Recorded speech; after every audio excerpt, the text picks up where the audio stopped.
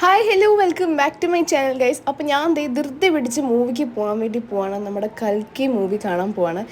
എൻ്റെ ഫ്രണ്ട് ഒരുത്തിയുണ്ട്, രാവിലെ വിളിച്ചിട്ട് പറഞ്ഞു 2 ടിക്കറ്റ് ബുക്ക് ചെയ്തിട്ടുണ്ട്, 2 മണിയുടെ ഷോ ഉച്ചയ്ക്ക് നമുക്ക് ഇറങ്ങാമെന്ന് പറഞ്ഞു. ലേറ്റ് ആയിപ്പോയി, അപ്പോൾ ഞങ്ങൾ വേഗം റെഡി ആയിട്ട് ഓടുവാണ്.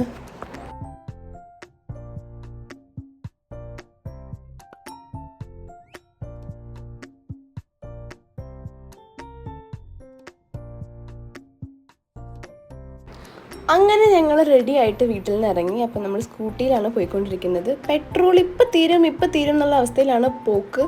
ബട്ട് ഓൺ ദ വേ നമുക്കൊരു പമ്പുണ്ട്, അപ്പോൾ അവിടെ ചെന്ന് അടിക്കാം എന്നുള്ള രീതിക്കാണ് നമ്മൾ പോയത്.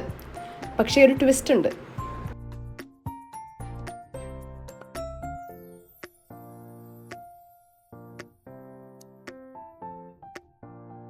അങ്ങനെ പെട്രോൾ അടിച്ചുകൊണ്ടിരിക്കുമ്പോഴാണ് ചേച്ചി പറഞ്ഞത് പെട്രോൾ ലീക്ക് ആയിക്കൊണ്ടിരിക്കുകയാണെന്ന്. അപ്പോഴത്തേനും നമ്മൾ അയ്യോ ഇനി സമയമില്ലല്ലോ, ഇനിയിപ്പോൾ എന്ത് ചെയ്യുമെന്ന് ആലോചിച്ചുകൊണ്ടിരുന്നു. പിന്നെ ഒന്നും നോക്കിയില്ല, നമ്മൾ പമ്പിൽ തന്നെ വണ്ടി വെച്ചു, നമ്മൾ നേരെ ഒരു ഓട്ടോ പിടിച്ചു.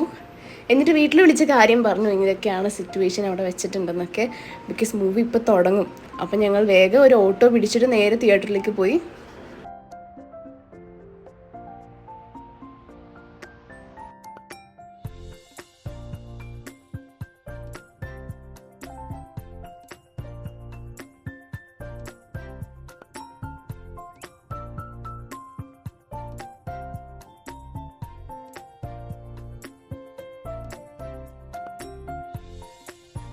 അങ്ങനെ നമ്മൾ തിയേറ്ററിലെത്തി. പിന്നെ അങ്ങോട്ടേക്ക് ഒരു ഓട്ടമായിരുന്നു, ടിക്കറ്റ് കളക്ട് ചെയ്തു, ദെൻ മേലോട്ട് പോയി. അപ്പോഴത്തേക്കും മൂവി സ്റ്റാർട്ട് ചെയ്തു കേട്ടോ. ഒരു 2 മിനിറ്റ്സ് നമ്മൾ ലേറ്റായിട്ടാണ് എത്തിയത്. ബട്ട് എന്നാലും കുഴപ്പമില്ല, നമ്മൾ സീറ്റിലിരുന്നു. ഇനി മൂവി കഴിഞ്ഞിട്ട് കാണാം.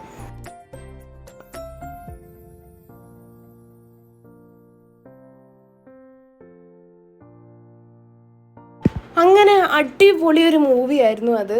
അപ്പോൾ ആ മൂവി കഴിഞ്ഞതിൻ്റെ ഒരു ഹാങ് ഓവറിലാണ് ഞങ്ങൾ ഇരിക്കുന്നത്. ദെൻ വണ്ടി ഓർത്ത് എന്ത് ചെയ്യുമെന്ന് ആലോചിച്ചുകൊണ്ടിരിക്കുകയാണ്. ഇനി എങ്ങനെ വീട്ടിൽ പോകും, വണ്ടി എന്ത് ചെയ്യുമെന്ന് ഇങ്ങനെ ഓർത്തുകൊണ്ടിരിക്കുകയാണ്. അവിടെ നിന്ന് ഇറങ്ങി നമ്മൾ ഓട്ടോ പിടിച്ചു, അടുത്തുള്ളൊരു വർക്ക്ഷോപ്പിൽ കയറി. ദെൻ അവിടെ നമ്മൾ കാര്യം പറഞ്ഞു, ഇങ്ങനെ പമ്പിൽ വണ്ടി ഇരിക്കുന്നുണ്ട്. ലൈക്ക് വണ്ടി സ്റ്റാർട്ട് ചെയ്യുമ്പോൾ മാത്രമാണ് പെട്രോൾ ലീക്കാവുന്നത്, നിർത്തിയിടുമ്പോൾ കുഴപ്പമില്ല. പിന്നെ നമുക്കത് എടുത്തിട്ട് വരാനൊരു പേടി. അങ്ങനെ വർക്ക്ഷോപ്പിൽ ചേട്ടൻ്റെ അടുത്ത് കാര്യമൊക്കെയും പറഞ്ഞു. പുള്ളിയുടെ നമ്പർ മേടിച്ച് നമ്മൾ ചാവി കൈ കൊടുത്തു. അപ്പോൾ ചേട്ടൻ പറഞ്ഞു, മക്കളെ 1 മണിക്കൂറിൽ വന്നാൽ മതി, അപ്പോഴത്തേനും വണ്ടി സെറ്റാക്കി വെക്കാമെന്ന് പറഞ്ഞു. അതിൻ്റെ വിഷമത്തിൽ അവളിരിക്കുന്നത്. സാരല്ലേ, പോട്ടെ.